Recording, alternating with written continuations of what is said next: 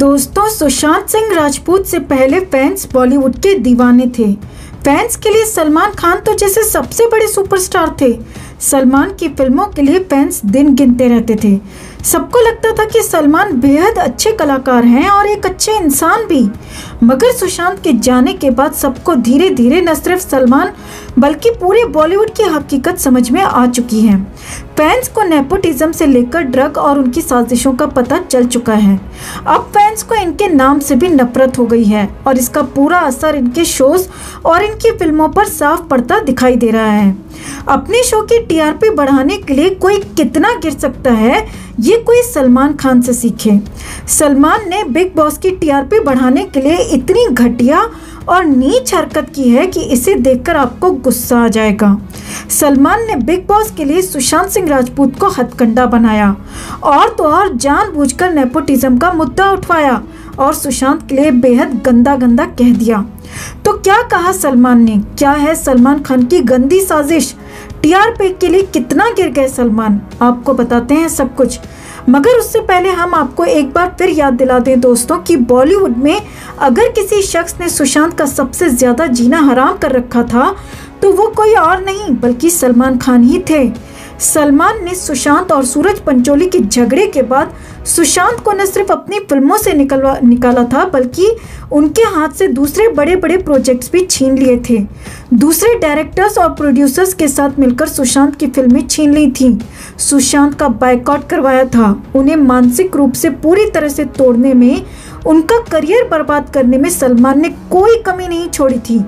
यहाँ तक कि एक बार अपने इंटरव्यू में सुशांत के बारे में पूछने पर सलमान ने एरोगेंस के साथ ये तक कह दिया था कि कौन सुशांत।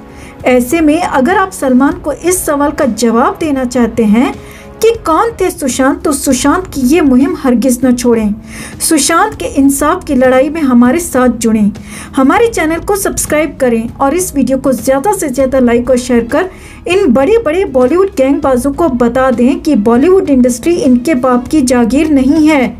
यहाँ अब सिर्फ और सिर्फ सच्चा टैलेंट चलेगा, भाई भतीजावाद नहीं चलेगा। सुशांत के इंसाफ के लिए इस खबर को ज़्यादा से ज़्यादा लाइक और शेयर कर अपना प्यार और सपोर्ट ज़रूर दिखाएं। तो सलमान खान का reality show big boss 14 TRP के लिए बुरी तरह तरस रहा है और हाल ही के एपिसोड्स में जबरदस्ती कंटेस्टेंट्स के बीच काफी हंगामा मचाया गया ताकि शो को टीआरपी मिल सके। मगर सलमान की ये सारी कोशिशें बेकार जा रही हैं क्योंकि बिग बॉस को दर्शक ही नहीं मिल रहे हैं। शो में कई घर वाले एक दूसरे पर निजी हमले भी कर रहे हैं। इतना ही नहीं, बिग बॉस 14 में पहली बार नेपोटिज्म यानी भाई भतीजावाद का मुद्दा भी उठाया गया और हद तो तब हो गई दोस्तों जब खुद सलमान खान नेपोटिज्म पर जोर जोर से बोलने लगे और नेपोटिज्म के बहाने सलमान ने सुशांत और सुशांत के फैंस को काफी भला बुरा तक कह दिया।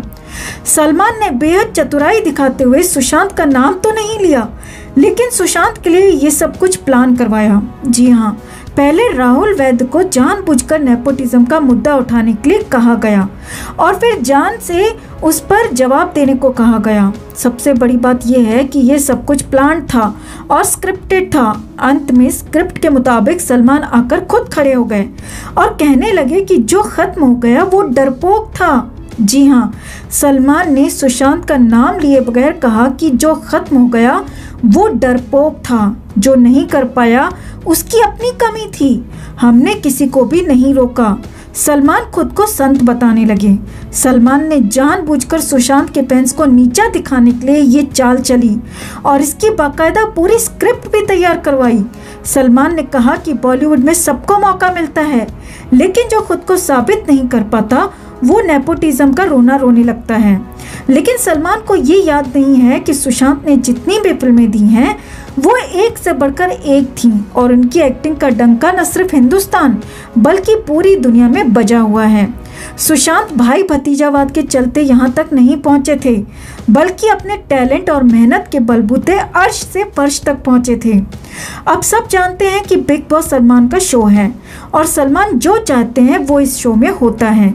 जिसे सलमान चाहते हैं उसे जिताते हैं और जिसे नहीं चाहते उसे हराते हैं।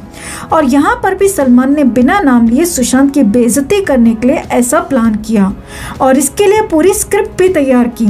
राहुल वैद और जान कुमार के बहाने सलमान ने अपना गुस्सा सुशांत और उनके फैंस पर निकाला, क्योंकि सलमान को समझ में आ गया है कि सुशांत के फैंस की वजह से ही इस बार बिग बॉस की टीआरपी नहीं आ रही है, क्योंकि सुशांत के फैंस 1000 या 2000 की संख्या में नहीं बल्कि लाखों करोड़ों की संख्या में हैं। फैंस ने बिग बॉस जैसे घटिया शोज का बायकॉट कर दिया है। दरअसल सलमान खान खुद अंदर से डर गए हैं। सलमान को घबराहट होने लगी है और लगने लगा है कि अगर बिग बॉस का ये हाल है तो उनकी अपकमिंग फिल्मों का क्या होगा, और इसीलिए ही सलमान ने जानबूझकर बिग बॉस में नेपोटिज्म का मुद्दा उठवाया, हंगामा करवाया और इसी बहाने सुशांत को डरपोक और कायर तक कह दिया। सलमान ने एक बार फिर अपनी इस घटिया हरकत से सुशांत के फैंस को टीज करने की कोशिश की, मगर सुशांत के फैंस सब जानते हैं वो अब बॉलीवुड गैंगबाजों की बातों में हरगिज नहीं आने वाले। तो आप भी सलमान की इस घटिया हरकत पर जवाब जरूर दें दोस्तों, और सुशांत के लिए इंसाफ की इस लड़ाई में अपने जोश को बनाए रखें, इसमें कमी ना आने दें। हम हर हालत में मिलकर सुशांत के लिए इंसाफ लेकर रहेंगे, मांग कर रहेंगे, नहीं मिला तो छीन कर रहेंगे। सुशांत के इंसाफ के लिए दुआ प्रार्थना करते रहें और सुशांत के हर गुनहगार को सजा दिलाने के लिए, सलाखों के पीछे पहुंचाने के लिए इस खबर को ज़्यादा से ज़्यादा लाइक और शेयर कर सलमान को दिखा दें कि फैंस के लिए सुशांत क्या थे और अब भी क्या हैं, और अब उनकी नज़रों में सलमान की औकात क्या है। हर अपडेट के लिए बने रहें हमारे साथ, क्योंकि आप हैं तो हम हैं। दोस्तों, जैसा कि आप जानते हैं कि सुशांत केस में शुरू से ही सलमान खान का नाम लिया जाता रहा है कि किस तरह से उन्होंने सूरज पंचोली से सुशांत का झगड़ा होने के बाद सुशांत को बर्बाद करने की ठान ली थी। कई बड़े बड़े डायरेक्टर्स और प्रोड्यूसर्स जैसे कि महेश भट्ट, आदित्य चोपड़ा के साथ मिलकर सुशांत की फिल्में छीन ली थी और करण जौहर से कहकर सुशांत की फिल्म ड्राइव OTT प्लेटफॉर्म पर रिलीज करवा दी थी। उनसे बड़ी फिल्म पानी छीन ली थी। इस तरह से सलमान ने अपनी तरफ से अपने पावर का इस्तेमाल करते हुए कोई कमी नहीं छोड़ी थी सुशांत को बर्बाद करने में। वहीं अब खबरें ये भी आ रही हैं कि संदीप भी कहीं न कहीं सलमान के इशारों पर ही काम कर रहा था। सलमान के इशारों पर ही वो सुशांत के साथ इस पूरी घटना को अंजाम देने की प्लानिंग कर रहा था।